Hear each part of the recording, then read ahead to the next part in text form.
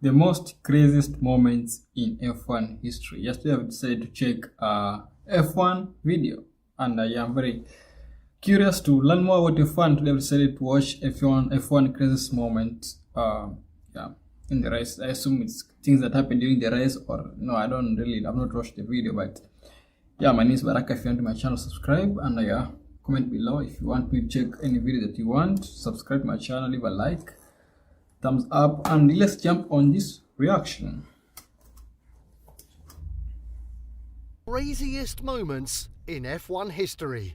Oh, we got the fuel hose on Kovalainen's car. Oh, there was a fire in the pit lane as well. That's very dangerous when I'm talking about fuel. Oh dear, Roman Grosjean! And first, we got the moment when someone invaded the track mid-race. We've got a lunatic on the track down the hanger straight, 160 miles. That's just the same as the stop oil people that walk everywhere with banners blocking roads. The same thing. There's no difference.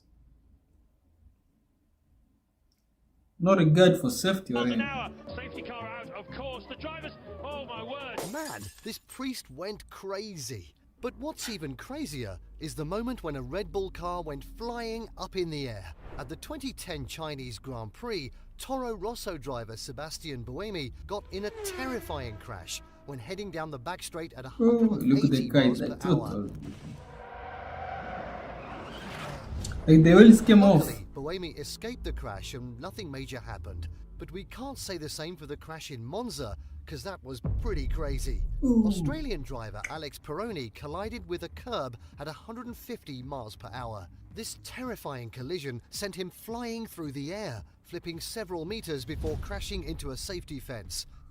Did the car fly because the cars are lighter, or is it because it was quick? Is it because of the speed that made the car fly? I don't really understand. The car seems to be very light. If the car can fly as high as Peroni surprisingly just escaped the scene without any obvious injury, but his racing team later revealed that he did break a vertebra. Damn, Ooh. he should be getting an award for still racing. And speaking about awards, nothing beats the moment when Kimi Raikkonen got an award. Kimi is famous. Everybody knows Kimi. And Sebastian Vettel. From the season He looks drunk. Totally drunk. He put up a great fight in the closing round. Man, drunk Kimi's crazy. But the moment wasn't as crazy as Mark Webber's incident, because what happened to him was simply unforgettable. At the 2010 European Grand Prix, Mark was already having a bad race to begin with, since he had dropped from P2 to P18. But what he didn't know is that his race was about to go from bad to worse. On lap 10, when Mark attempted an overtake on the fastest part of the circuit, Webber's front right tyre caught the rear of Lotus's driver Heikki Kovalainen's car. This impact So that was a mistake. sent his car flying in the air, landing on its because- nose at 190 miles per hour, before bouncing and crashing into the tyre barrier. Luckily, Webber wasn't hurt, but the car did become a total disaster. I feel like most of the tire barriers reduced the collision. It's like a sponge. You hit, it takes the heat, then you can like bounce back. I mean, But you know still what feel the else was pain of brutal? in the How muscles. about the but- time when one driver took out 7 cars out of the race in one instance? Or the time when one driver almost retired from the race, but instead ending up winning it? We'll get to all of that in this video. But first, let's talk about the time when Michael Schumacher got involved in a situation which has only happened once in F1 history. What With situation? Schumacher leading by just 1 point and Villeneuve trailing behind, the stakes were as high as they could be at the European Grand Prix. So both drivers were trying to set their best times in qualifying. However, what actually happened was something no one saw coming. They both set the same exact time. Exactly the same, down to That's very rare. milliseconds. And to make matters even more complicated, Villeneuve's teammate Frentzen also set the same time in qualifying. Now that's Wow. crazy. But not as crazy as the moment in the 2011 So these are 3 European people at the Grand same Prix, time. because what happened there was nothing less than a miracle.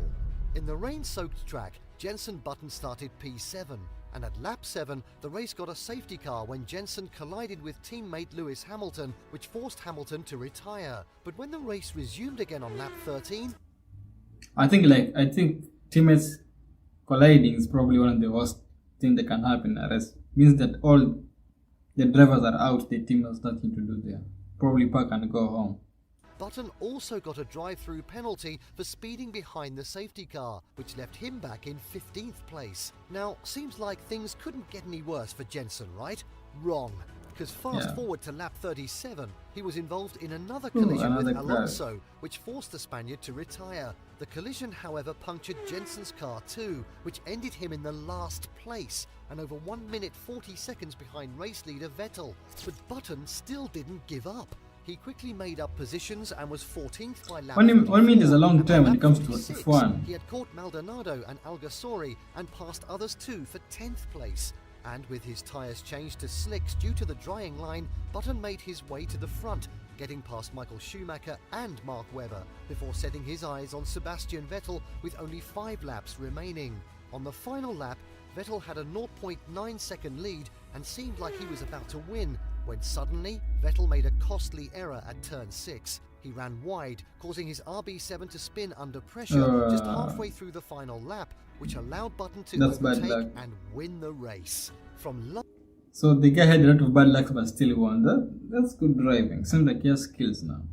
Last position to first. Now that's some comeback story. I think it just shows that you should never give up in this sport. Everything went wrong up until when I won the race. Clearly, it was one of the best rain races ever.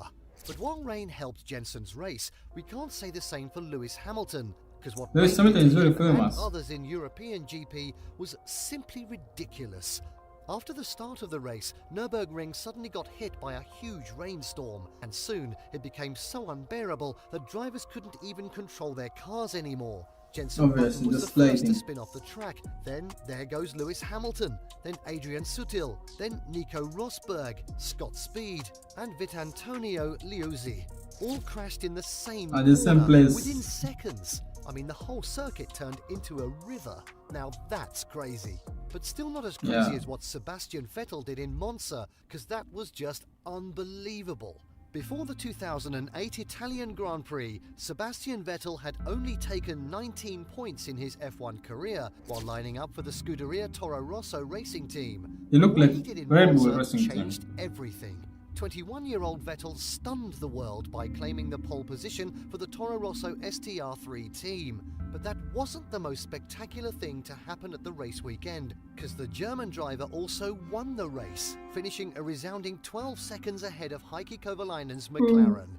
It was a true underdog story. 12 seconds is a long time also in F1. Also the small racing team's first ever win in Formula One. Even Toro Rosso's team principal couldn't believe it. It's just unbelievable. Sebastian wrote something into Formula One history today. We also dream of a podium, and the first podium is P1 in Monza, the most amazing racetrack in the world. Yeah, they're home. But you know what's really unbelievable? The horrific crash that shocked the world.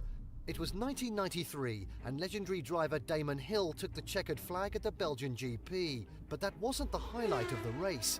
As other drivers were pushing towards 200 miles per hour to make it to the finish line, Minardi's teammates Christian Fittipaldi and Pierluigi Martini were running close to each other. And soon, Fittipaldi with his M193 got a little too close when he tried to overtake Martini. But then, disaster happened. They crash. Having a simple touch between both drivers, Fittipaldi's car flew into the air, did a 360-degree backflip before landing, and still managed to get across the line. Yeah, that actually happened.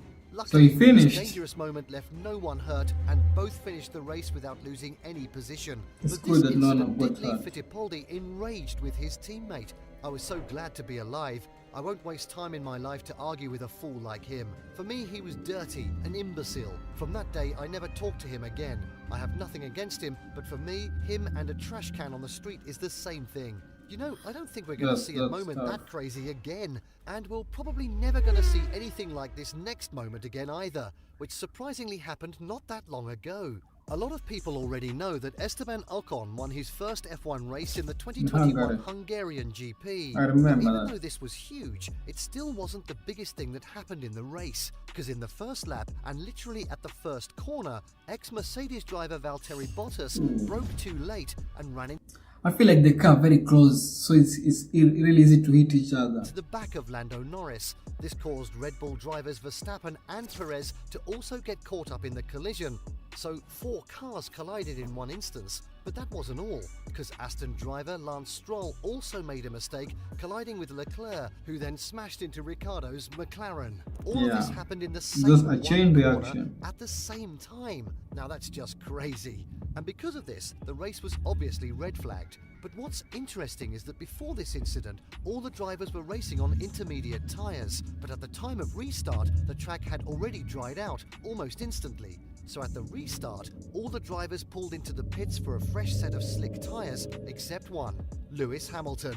This made Hamilton the only one starting the race on the starting line, while the rest lined up in the pits. The only one. I mean, what a bizarre moment. But as bizarre as it wasn't crazy enough as what Ayrton Senna accomplished, because what he pulled off in Brazil was simply unbelievable. Ahead of the race in 1991, Senna claimed pole position, outrunning the Williams duo of Riccardo Patrese and Nigel Mansell, teammate Gerhard Berger, and Ferrari's Jean Alesi and Alain Prost. Senna even had a perfect start to the race, sprinting away ahead of the rest of the drivers. However, after Senna pitted, Mansell cut his lead to just 7 seconds and was closing in on the Brazilian. And to make matters worse, Mansell's conviction to win grew even stronger when Senna's gearbox began to fail as he lost the 4th gear, and by lap 60, Mansell cut Senna's lead in half. But luckily for Senna, at the 61st lap, Mansell had his own gearbox issue as it slammed into neutral, then second, which ultimately sent the British driver into a spin and out of the race.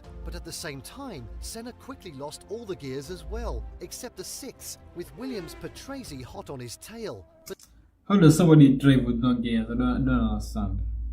somehow, in an unbelievable way, Senna maintained the 6th gear till he crossed the finish line 2.9 seconds ahead of Patrese, which earned him his first home race win. This race was so difficult for Senna that the pain of trying to keep the car under control even caused him to develop muscle cramps. And it was so severe that he literally had to be lifted from his car and even needed support to stand on the podium. Man, six years, the car's going very quick. Do you know a what lot else of was brutal? G-force, so you struggle a lot trying to keep the car in control. I understand. Seems like the The video most is devastating crashes that happened in F1, like one crash that Verstappen caused, which ended up destroying an F1 driver's career, or another crash which was so unbearable that it even bankrupted the... Yeah, this is probably a reaction, the next reaction. Anyways, if you like the reaction, F1 is so fascinating, man. The cars, the technology, the way they drive, the speed. No, I think I'll get deep into F1 to understand the sport. Anyway, if you like the video, comment below, subscribe. My name is Barak. Welcome to my channel and see you next time.